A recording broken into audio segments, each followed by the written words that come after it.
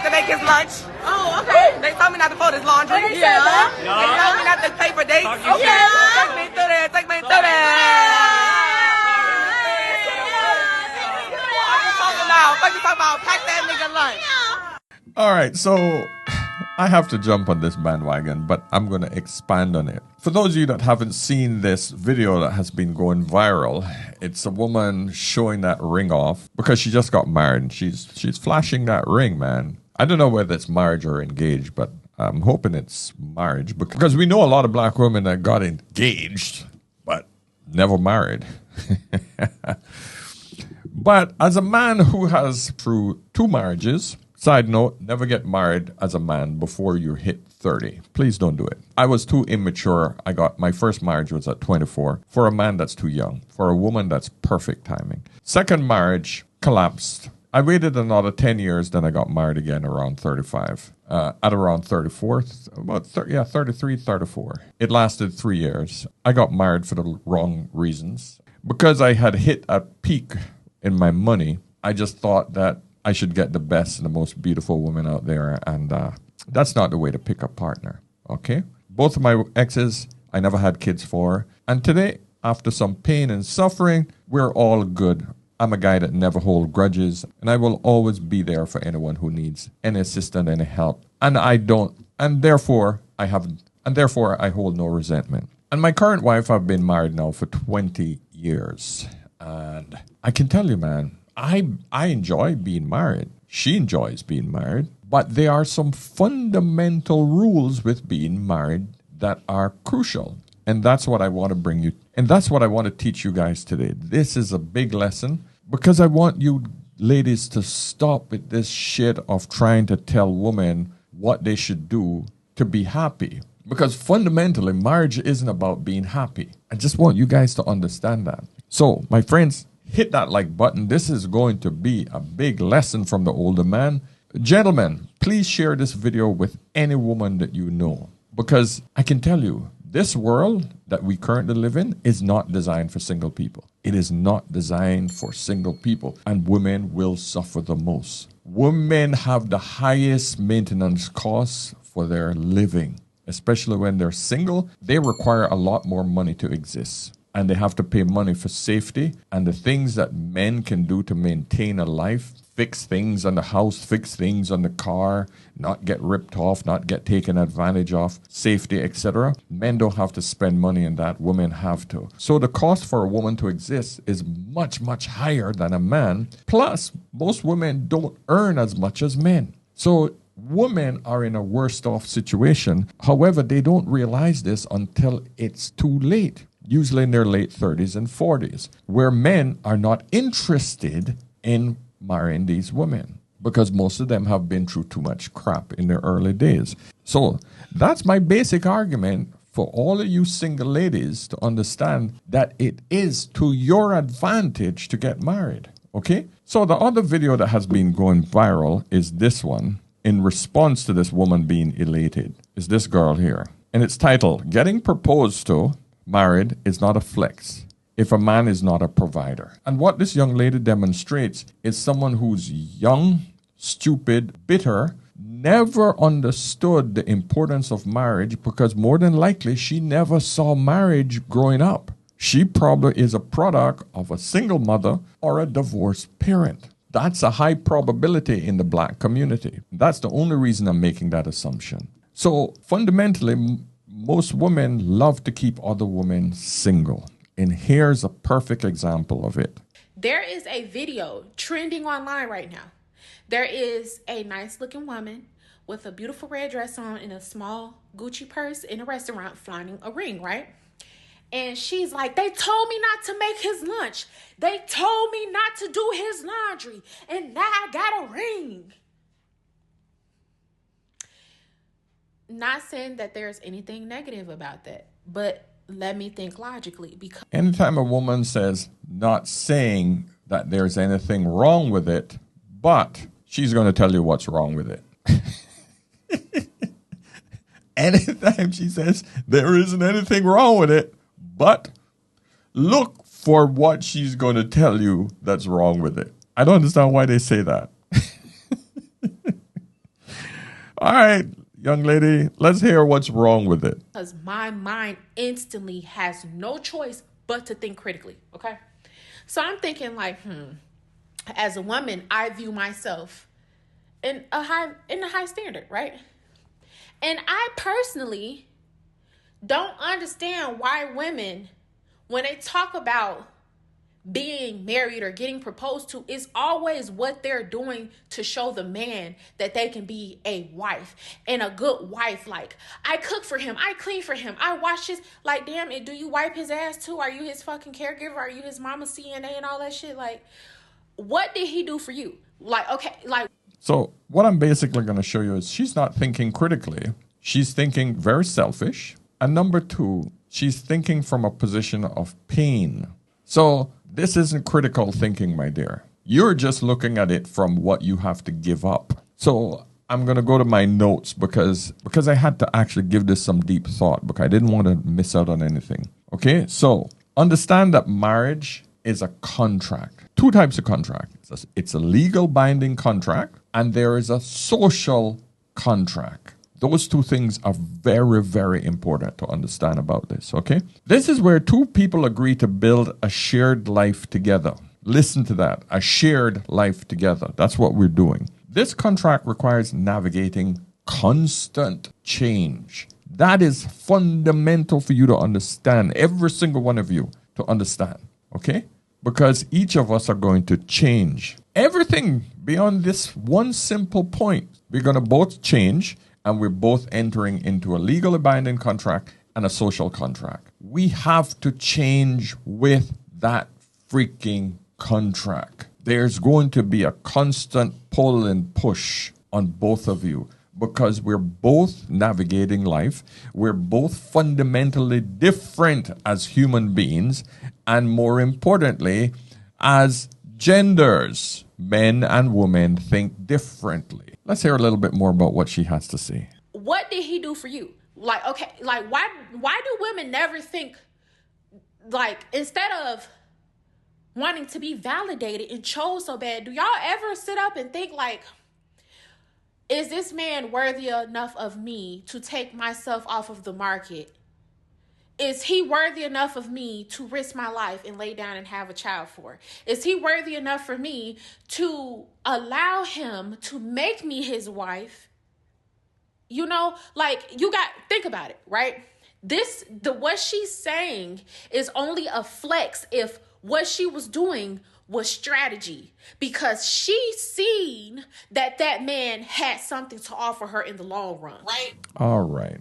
There lies the issue. This young woman is presuming that the man isn't offering the woman anything. Now, which woman is going to accept a man's ring if that man wasn't doing anything for her?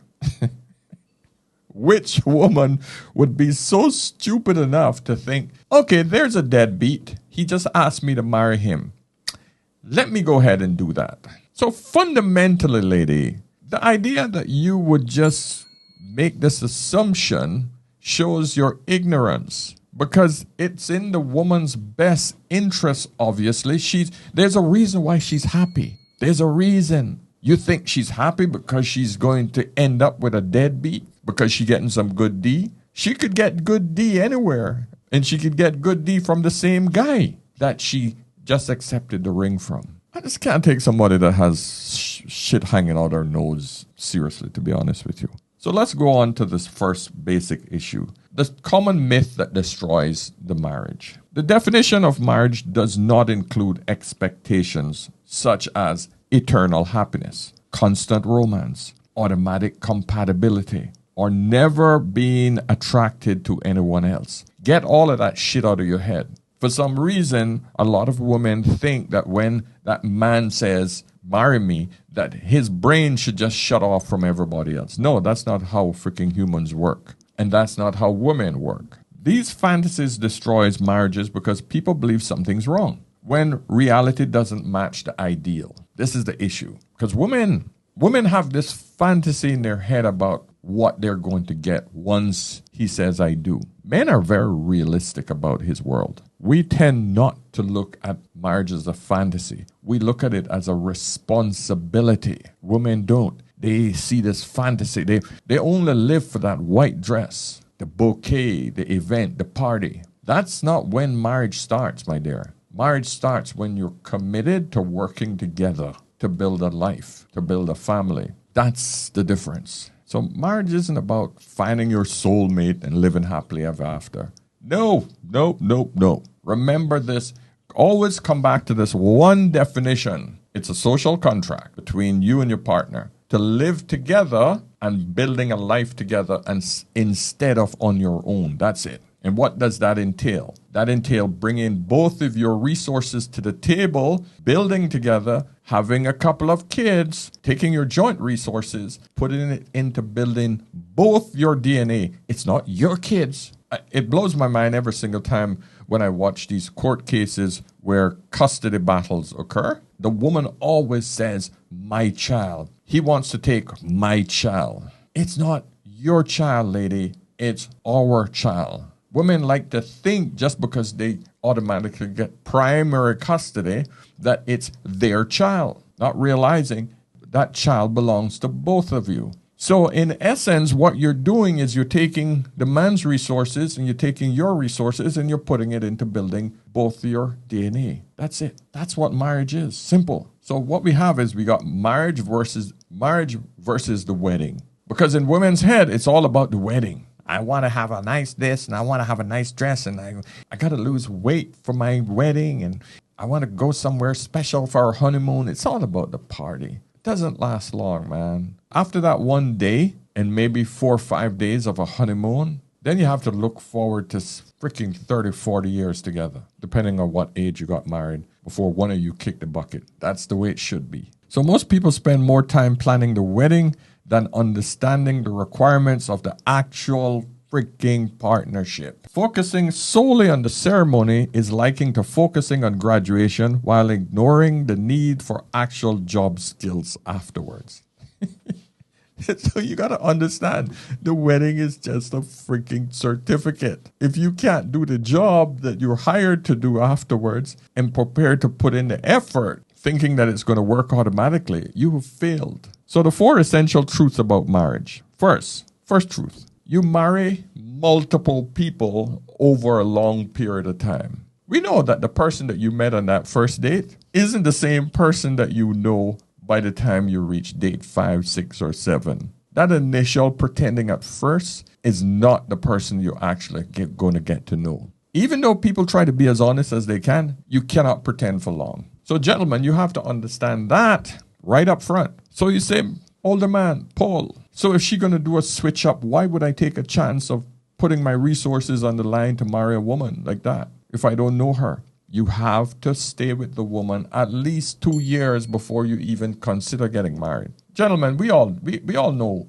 initially we're going to see the woman, we're going to fall in love with her looks, her sexiness, the sex, etc., etc. You don't ask a woman to marry you from then, because you're going to be making a decision based on your emotions at a heightened state. You wait until that shit dies down and she starts to show you the real her. Then you can start to see the kinks in the armor and what you're prepared to negotiate or work with. Because neither of you are going to come together and be perfect. And this is where the problem comes in with a lot of people, why they can't get over the hookup stage. The hookup stage is the euphoria, that feeling you get when you meet somebody new and the sex is still good. You feel like you're going to marry this person. And then as time goes on, that dissipates, that dopamine hit sinks, reality sink in, and that's when most people start to act the ass. If a woman had a lot of bodies, she's going to try to jump to the next man to try to get that high again.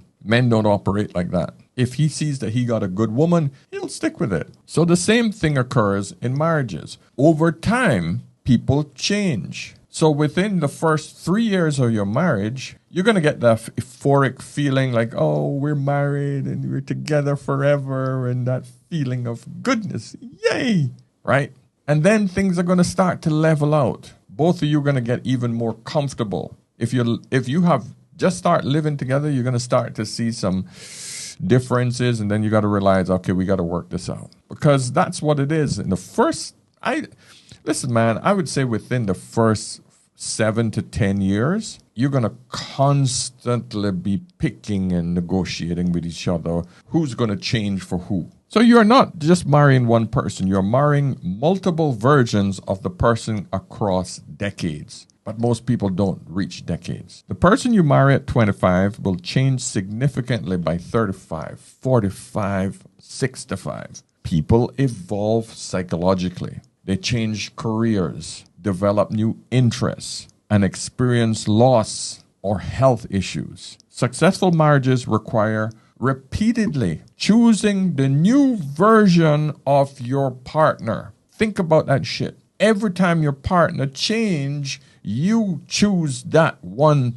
You choose that person with their changes. That's how you survive marriages. That's what growing together is. That's the definition of growing together. Let's listen to another naysayer when it comes to relationships. I can't tell you how many times I've witnessed and been on the receiving end of women who use their marital status or relationship status or title to one-up other women.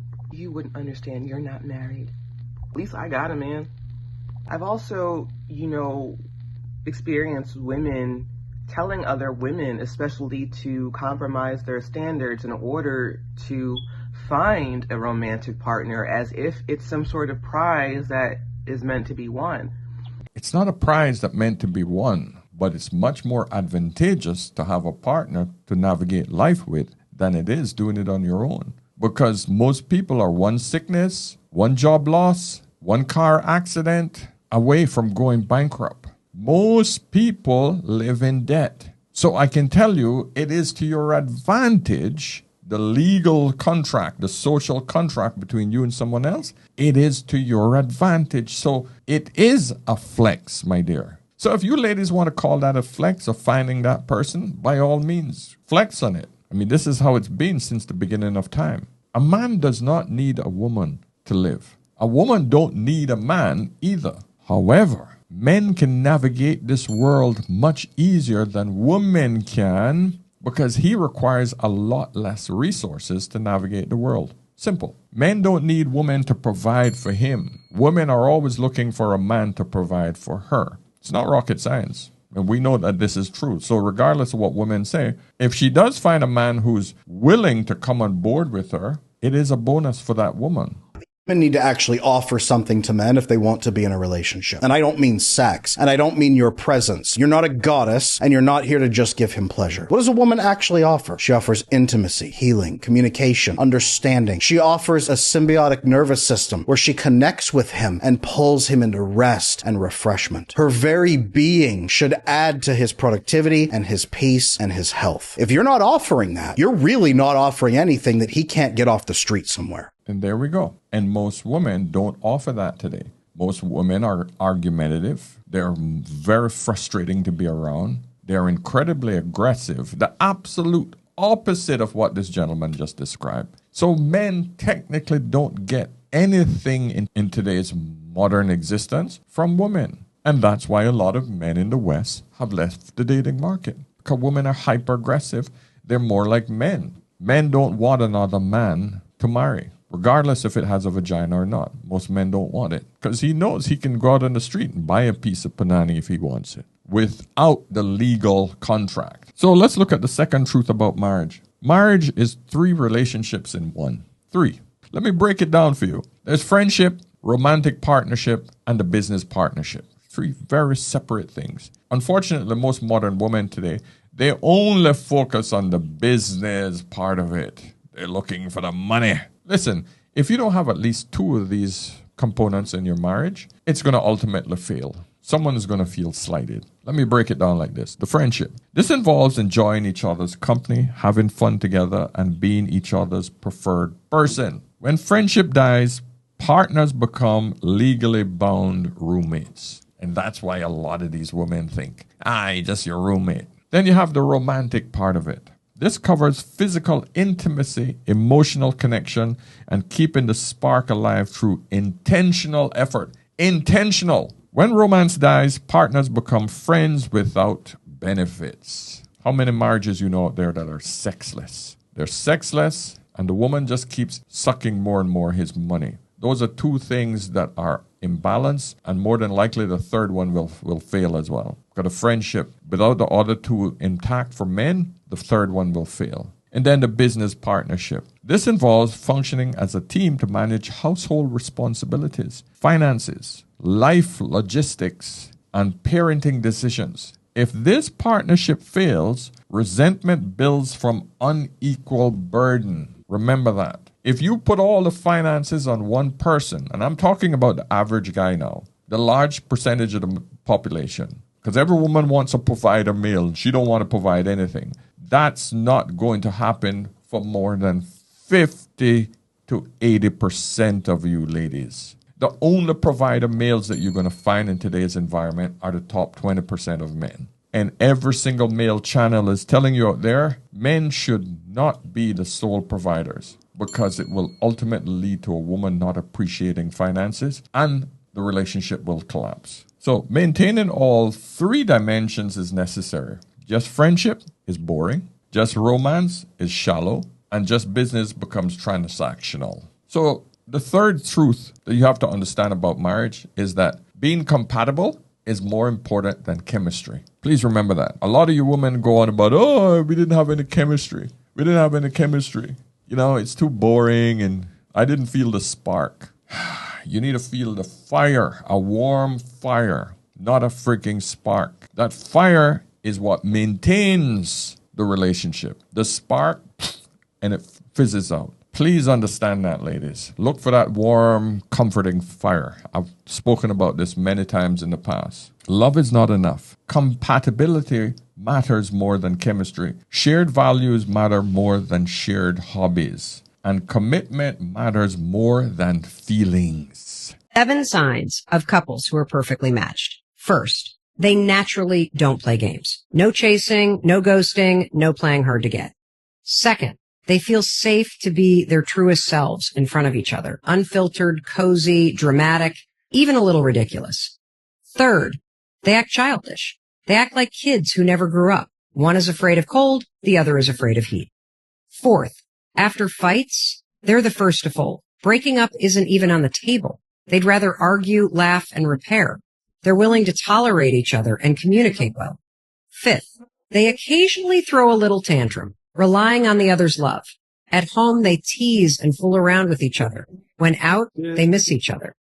Sixth, they unconsciously want to hold, lean on, or cuddle each other as if they have no bones. Seventh, they want to share everything, big or small, with each other. The moment they find something delicious or fun, they want to share it with each other. When he sees a video like this, his first instinct is tagging him, because love is making sure you never feel left out. Yeah, and that's essential. It's that compromise. Marriages often fail because partners are fundamentally incompatible in ways that daily life constantly exposes. So these are 4 things that you got to consider when it comes to compatibility. Different financial values. If she massively outspends you, you have a compatibility problem. You're going to always be working for her and you're not building together.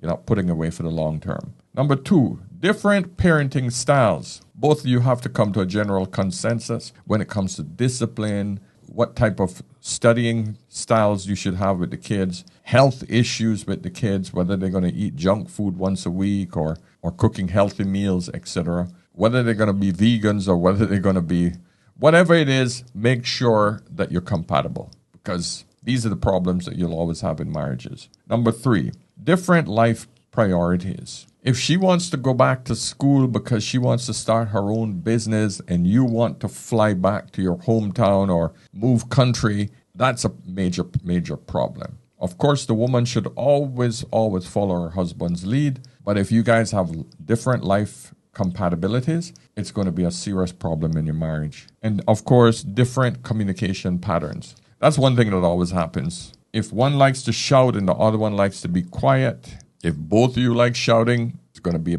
stressful.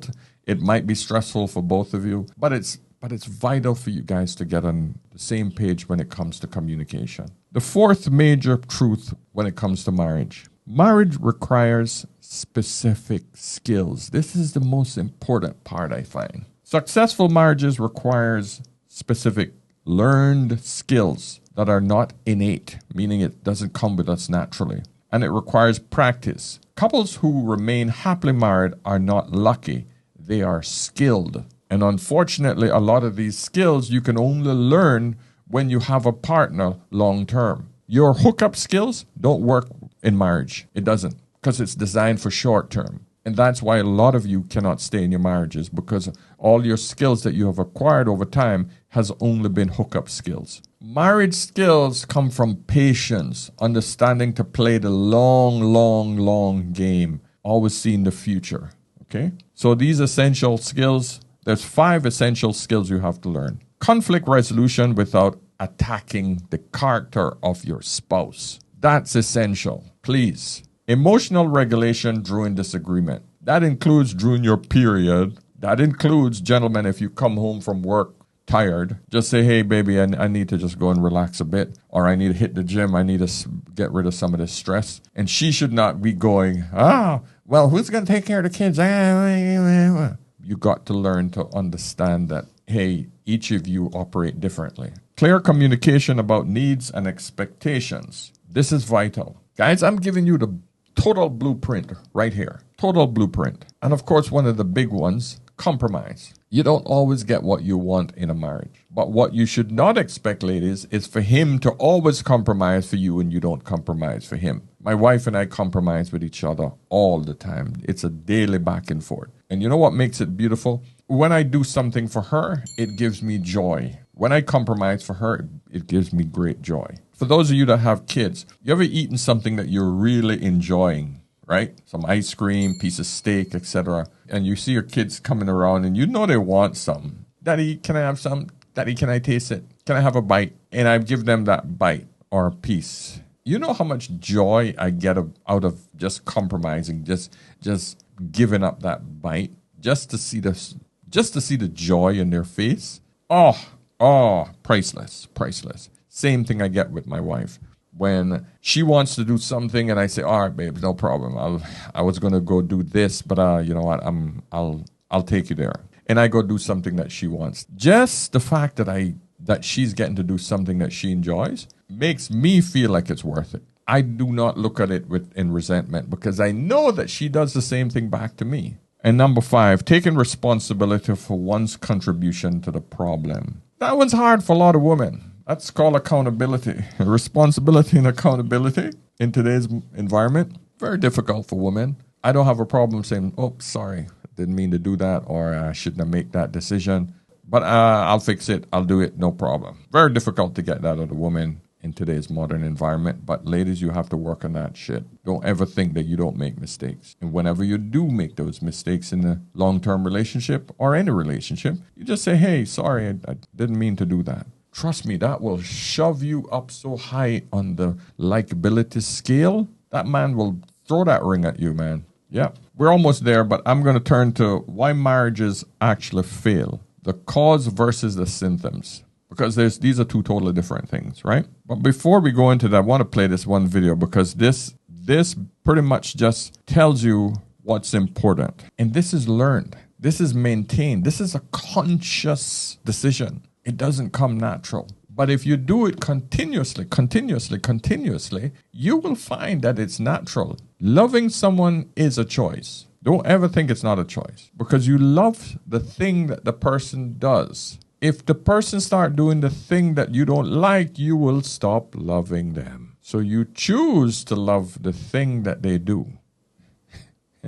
I don't know if that made sense, but I know that it made sense in my head. Okay? All right, so why do marriages actually fail? The cause and the symptoms. These are 2 totally different things, okay? The deeper cause of divorce. Most people believe that money problems, affairs, or growing apart are the causes of divorce. But these are often the symptoms, just the symptoms of it. Marriages fail slowly through thousand small neglects. It's a chipping away at the trust, at the emotions of the individual. The affair, for example, is not what killed the marriage. The years of emotional disconnection that preceded killed the marriage. The not tonight, honey. Oh, I don't feel like it. Oh, I got a headache. The constant rejection. Okay, we can do it, but hurry up. These are the problems. This is where it starts. Key areas of failure. Here they are, my friends. The friendship dies. Couples stop being friends. Stop having fun together and stop talking about anything beyond logistics. It's just business. Oh, how much bills we got? We gonna do. We can't afford it. Stop being friends. You know how many memes I send my wife a day? And if she don't watch them, man, I get pissed. But but part of this is what keeps us connected. Because the things that make me happy, I want to share with her so that she can understand what makes me happy. And don't think that she don't share them back with me. We do this back and forth, but it keeps us connected on a friendly basis. We talk about our day. We talk about our interactions with other people. Respect is lost is number 2. Criticism becomes constant and partners attack each other's character instead of addressing the behavior. Contempt replaces respect, and defensive reactions prevent productive conversation. Understand that. Disrespect is one of the biggest problems that is thrown at men in today's modern society. And women don't even realize they're doing it. Number 3, emotional needs go unmet. Emotional needs are neglected for so long that resentment becomes the primary feeling. Yeah. One or both partners feel unappreciated, invisible, or taken for granted. Now, before we wrap up, I'm going to give you what successful marriages look like in practice, okay? Successful couples practice the following. They choose each other based on compatibility. They actively maintain friendship and keep romance alive through intentional intimacy. What does that mean, intentional intimacy? There is this idea that both of us are going to get turned on or horny on the same night or at the same time at the same hour. That never, ever freaking happens. When I am turned on, she might not be. But you know what? She says, okay, give me 10 minutes. She do her thing and she's ready. Vice versa. Okay, I'm hornier than she is. But the point is that this is natural. But what we have to understand is I am intentional about my intimacy. I put my heart and soul into it. This is important. They function as an effective team managing life logistics. If we know that we have to save for a particular item or school fees or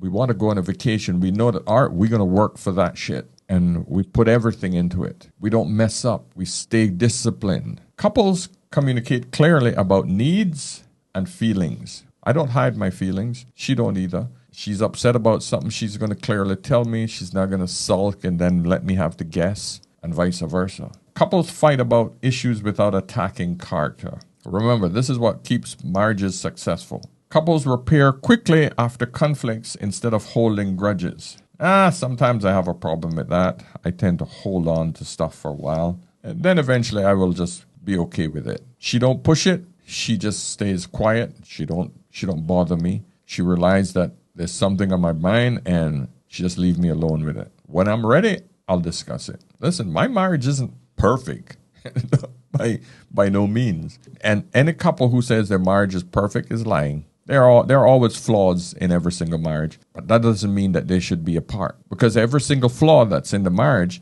you repair it over time. The idea is you repair it, deal with it before another one pops up, and then you got 2 problems instead of 1. Because every time there's a pothole, you repair that pothole and make sure that you don't have 10, 15 potholes where the road of marriage is just so rough that you just need to get off of that road. I think that's the best analogy for it. So just focus on repairing each pothole as it pops up. They adapt to change by staying curious about each other's evolution. Remember, we're going to evolve. Just be curious about the kind of changes that we're going through so that we always stay in tune and in line with each other so that we don't grow apart, so to speak. They maintain individual identities, interests, and friendships outside the marriage. Yes, within reason and never with the opposite sex. Do not try to bring in another individual to challenge your marriage or challenge your partner. Remember that. They support each other's growth rather than requiring their partner to stay the same forever. Okay? So, in conclusion, The importance of commitment. Successful partners understand that marriage is a daily choice. Marriage is a daily choice. It's not a feeling, it's a choice. You chose to stay with the person. It's no different than you choose to stay in a job. Remember, it's a legal contract and it is a social contract. Do not break either of these two. So it's not just a promise made on the wedding day. They choose their partner again through their actions every day, since feelings fluctuate. Commitment is what carries couples through periods when feelings are low. So my friends, if you're considering getting married, please understand that this is what's going to happen in your marriage. This is what's going to take you 20, 30 years. And I want to add this red pill note to it at the end. Why you should actually make sure that you lead your marriage as a man, and I've said this many times, is that once the woman starts to lead, she will lead it to its ultimate demise. She will lose respect for you as a leader. So as a man, you must lead your marriage. That is the greatest takeaway, and I'm hoping that you all stayed with me to the end so that you'll understand this. Ladies, if you're watching this, do not try to dominate your marriage. You will naturally want to do that, but I can guarantee you, if you ever achieve that, you will ultimately lead your marriage to its demise. You will lose respect for your husband, and in turn, you will want to leave your marriage. Let your husband lead. Don't let him have to drag you. Walk by his side. Advise him. But if you come to a point where you object to his decision, or both of you come to a fork in the road and you say left and he says right, you go right. Yes, he might be wrong. He might be. But you know who could also be wrong? You. But you default to your husband. And that's the secret to staying in a long marriage. Okay? So my friends, listen, this was a long one, but I felt it was absolutely necessary for you guys to understand this simple act of getting together with an individual. It's going to become more and more important as this world becomes more and more difficult as AI starts to take over. Okay? So my friends, listen, please like this video. This is a lesson. This wasn't just a YouTube video. This was a lesson today. This is a serious lesson. This is almost a course, actually. I should start a course on this. All right. So my friends, if you need any help with your relationship or your marriage, please book a session and I'll be more than happy to help you. Okay? So until tomorrow, my friends, remember, whenever in doubt, always ask an older man. I'll see you soon. Cheers.